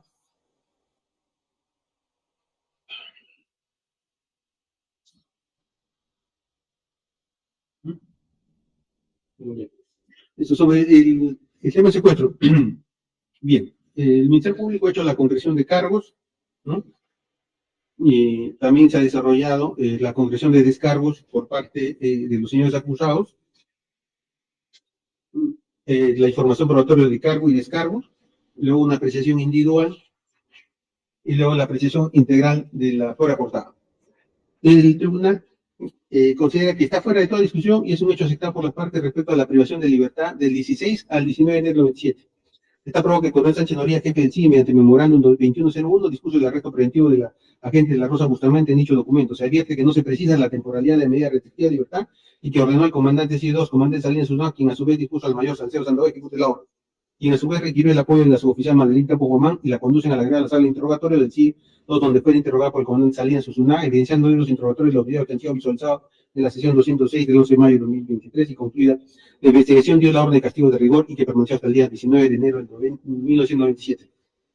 Está también fuera de toda discusión respecto a la privación de libertad que continuó los días del 11 al 19 de febrero del año 97, en medio del oficio 174-93 IG, del 11 de febrero del 97, que permaneció hasta el 19 de febrero, en el que fue trasladado al Hospital Militar Central Luis Arias Cereño. La defensa plantea como hipótesis que el arresto preventivo tiene amparo constitucional en el artículo 2, inciso B y el artículo 168 de la Constitución, así como el Reglamento General de Servicio de Guarnición, artículo 300, que señala que el ejercicio del derecho a castigar, y que el párrafo señala que cuando los hechos sancionados no han sido evidentemente esclarecidos o que han quedado dudas sobre la evidencia, magnitud o grave culpabilidad de la autoridad autorizada, el jefe de servicio ordena la ejecución de un procedimiento de estado de disciplinar responsabilizado.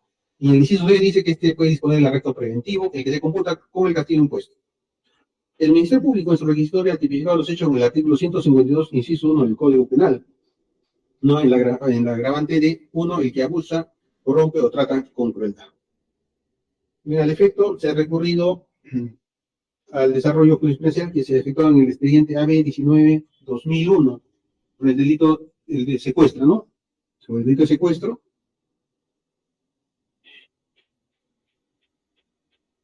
El Ministerio Público ha confiado que hay la responsabilidad de los acusados Sánchez Noriega, Salinas Susunaga,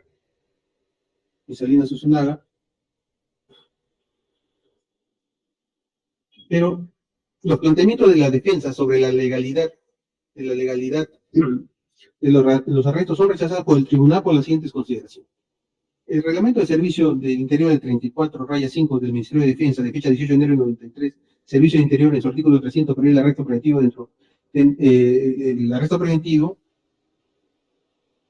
debe entenderse y aplicarse desde una óptica constitucional, legal y convencional, e interpretada en forma amplia para proteger a los ciudadanos, sean civiles o militares, sin importar su jerarquía, está protegido por la ley penal. Precisar que el mando militar no puede ejercerse de manera arbitraria, debe ser ejercida dentro del respeto a los derechos humanos del personal de las Fuerzas Armadas.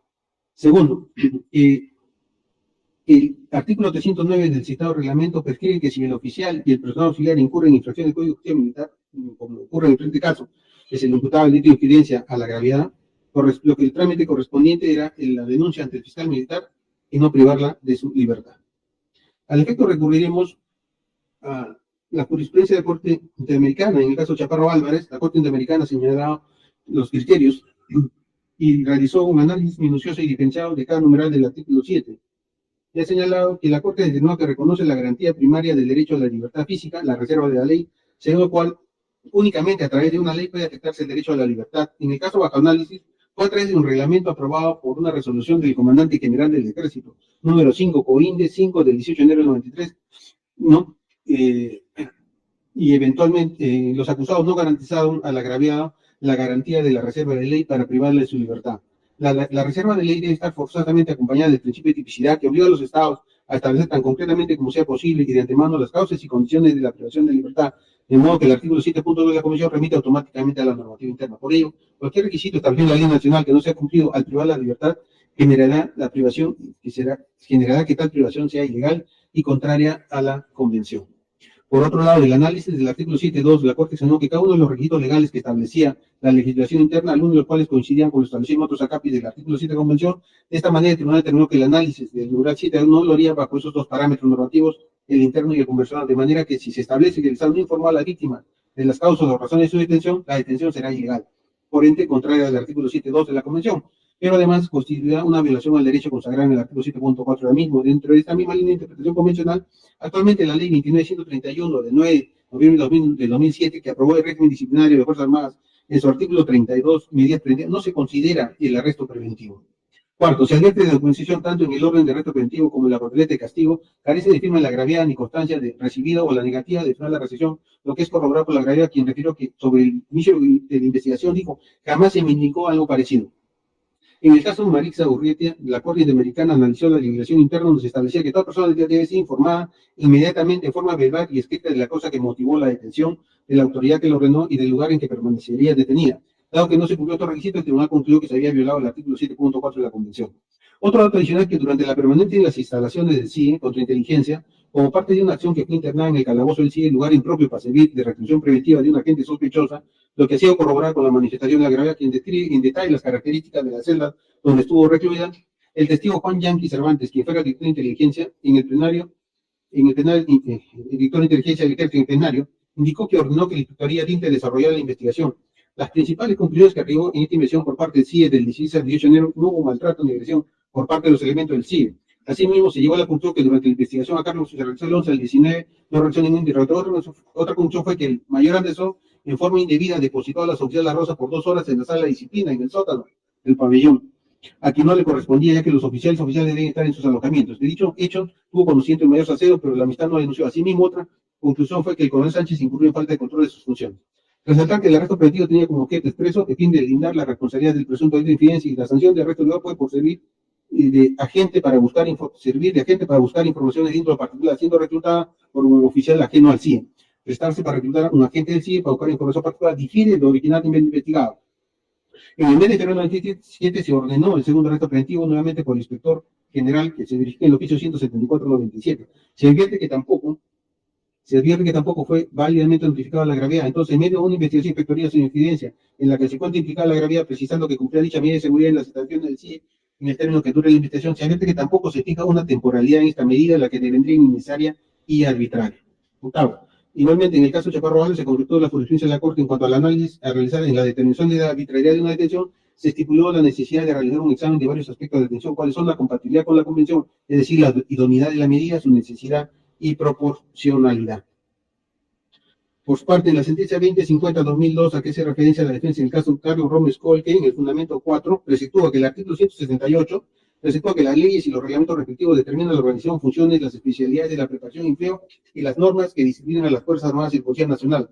Mediante dicha disposición, la Constitución estableció una reserva de ley para la regulación de todo lo que concierne a organización, funciones, especialidades, preparación, empleo y disciplina de las Fuerzas Armadas y la Policía Nacional. En tal orden de ideas, el Tribunal evidencia en la privación de la libertad que se ha pretendido una regularización es off de la privación de libertad, dotándola de cobertura legal para lograr impunidad.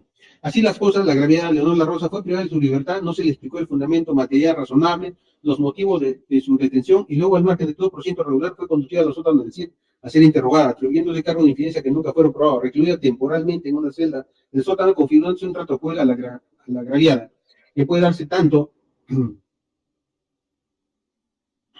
el momento de la privación de libertad de la víctima o mientras se le mantiene secuestrada, entendido como la crueldad es una circunstancia física, psíquica o moral que debe ser apreciada normativamente, cuya referencia es siempre el comportamiento de la gente en sus aspectos subjetivos y subjetivos, adición a otros males propiamente innecesarios a la víctima, fuera de los propios, el secuestro es la pura restricción de la libertad. La asunción de la gente de la innecesariedad de la acción, el carácter deliberado del exceso de ocasionar padecimientos innecesarios a la víctima.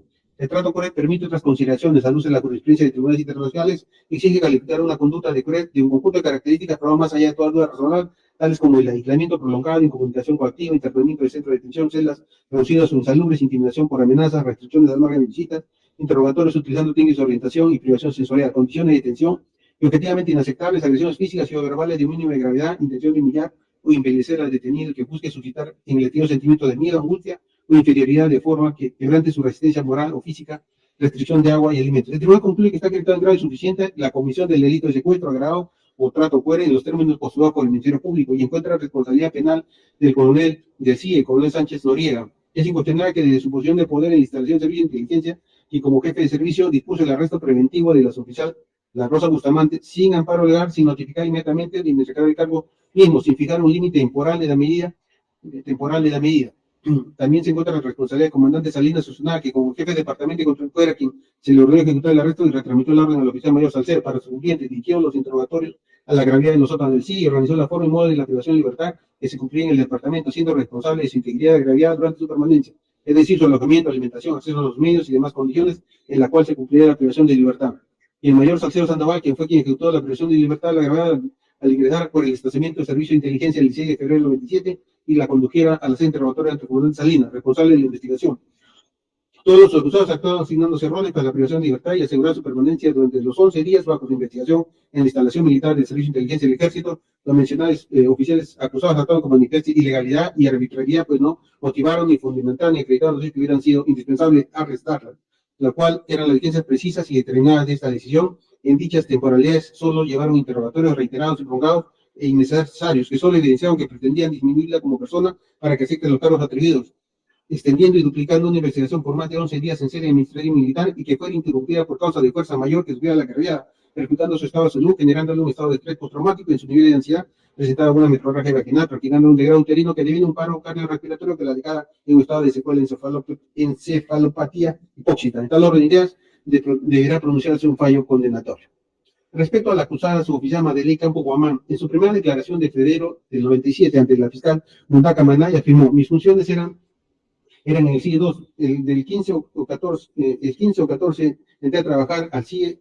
El mayor Salcedo, que se encontraba en la playa estacionada, me dice que no entra en el cine y que espera a Leonor La Rosa, que íbamos a hacer un trabajo con ella, que le espere. Ella llegó y le dije que íbamos a hacer un trabajo con el mayor Salcedo. En eso llegó el mayor y subimos los tres al carro con dirección a la dirección. Nos dejó en el carro y el mayor se fue a hablar a la dirección. Retornó y regresamos al CIE. Nos llevó al sótano del CIE, bajamos una fina alfombrada con bastante luz y luego me enteré que la sala de interrogatorios deseaba utilizar servicio higiénico y salí.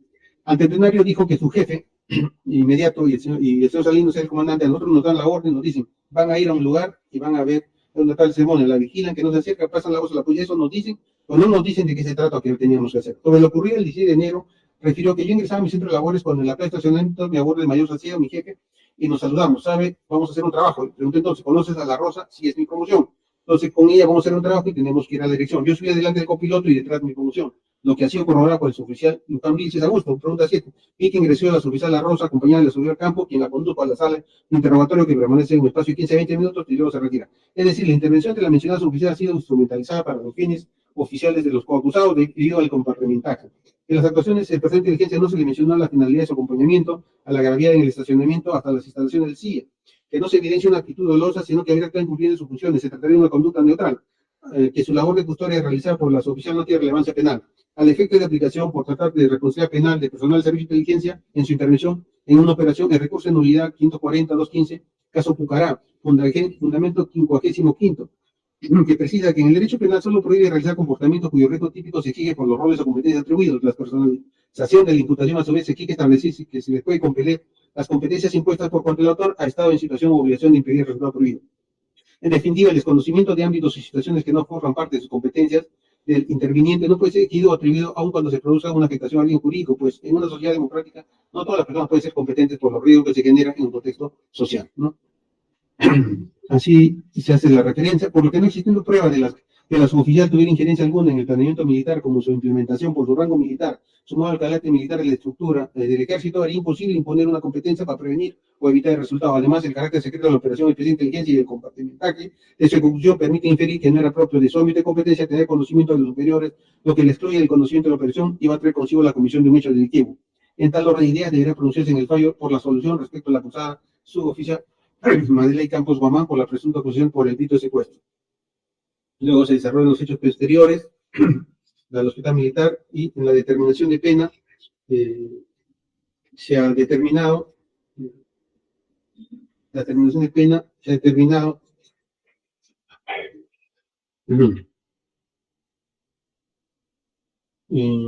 no.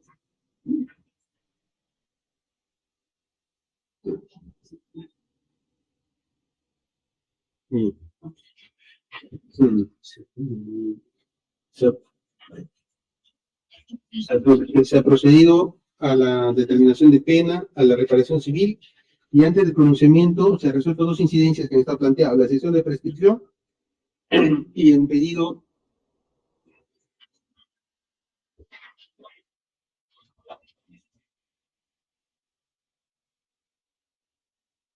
En la excepción de prescripción planteada por el doctor Arturo Viceroy Agüero, ¿no? Ha planteado una excepción, se ha corrido traslado al señor fiscal.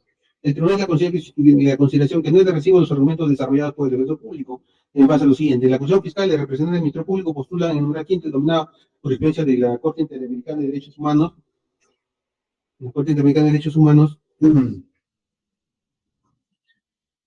que las graves prácticas violatorias de derechos humanos y para los casos extremos se configura la reiteración o sistematicidad que las califican como crímenes internacionales y demandan una acción efectiva. Asimismo, el considerándose distintos puntos indica que se puede concluir que la obligación internacional de investigar, acusar este caso, sancionar graves violaciones de derechos humanos. Los operadores judiciales, mediante la herramienta de control judicial de convencionalidad, deben remover todos los obstáculos de derecho que mantengan la impunidad y que no pueden provocar razones de derecho interno como las leyes de amnistía, la presión de retroactividad de la ley penal conjugada.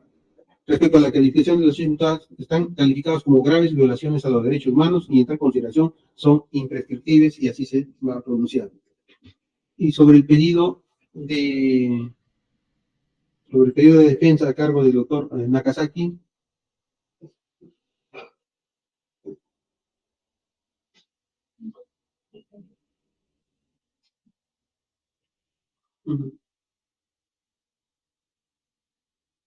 en cuanto al pedido de la defensa a cargo del doctor Nakazaki por el señor acusado de Bari Hermosa, habiendo sido absuelto, carece de objeto su pronunciamiento. En consecuencia, advirtiéndose, conforme al artículo 265, se van a remitir copias al Ministerio Público para que se investigue al mayor Ricardo Tomás Ander Poncuazo por ser presunto delito de secuestro, dado que la gravedad de su declaración ha referido que quien dio la orden para que fuera entregado en calabozo fue el mencionado oficial, quien en la causa no fuera comprendido como el mencionado ilícito por el representante del Ministerio Público.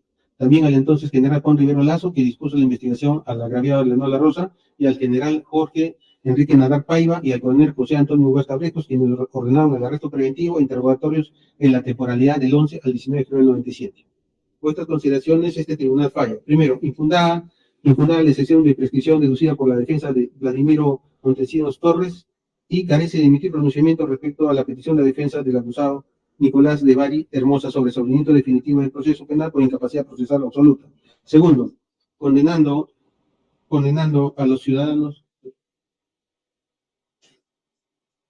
Carlos Edmundo Sánchez Noriega a la pena privativa de 16 años de pena privativa de libertad, a José Rafael Domingo Salinas Usunaga a 14 años de pena privativa de libertad y a don Manuel Percy Salcedo Sandoval a 10 años de pena privativa de libertad como coautores directos del delito contra la libertad en la modalidad de secuestro, agravado previsto en el artículo 152, inciso 1 del Código Penal, en agravio de doña Leonor La Rosa Bustamante, la que debe ser computada a partir de la fecha en que sean habidos internados en el establecimiento penal que disponga el Instituto Penitenciario, de bien ejecución de sentencia de cómputo para el descuento correspondiente a aquellos sentenciados que hayan cumplido internamente en el fuero militar como consecuencia de la presente causa. Absolvieron a la ciudadana Madeleine Campos del delito contra la libertad en la modalidad de secuestro.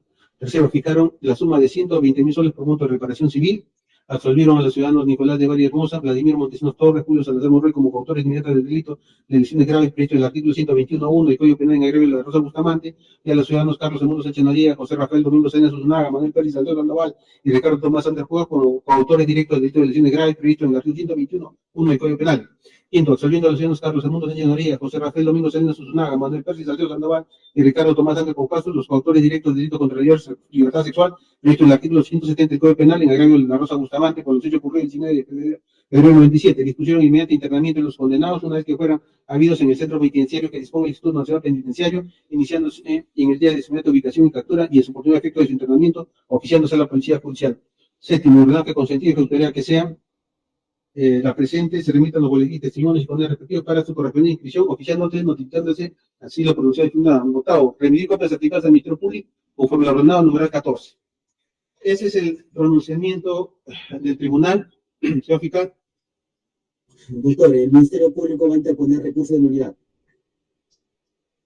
Bien, se le concede el recurso de nulidad debiendo fundamentarlo en el plazo de ley, señor fiscal, una vez notificada el correo electrónico del titular de la causa de este caso. A los señores abogados de la defensa.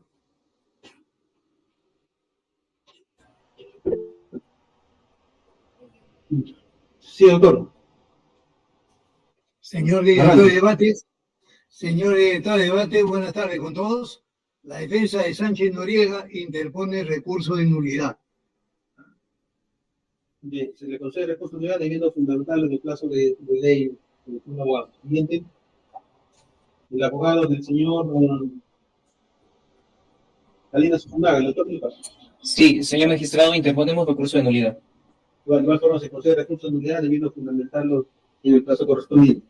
Y el abogado del señor Salcedo, doctor González. Señoría, buenas tardes. Efectivamente, también interponemos recurso de nulidad. Bien, se le concede recurso al señor abogado debiendo fundamentarlo en el plazo de. Bien. Bien, señores, la sesión ha concluido. Muy buenas tardes y feliz año. Y se dispone que la Secretaría de la Causa le remita a sus correos electrónicos el fallo íntegro para que fundamente sus recursos de nulidad planteados. Buenas tardes. Buenas tardes. Buenas tardes.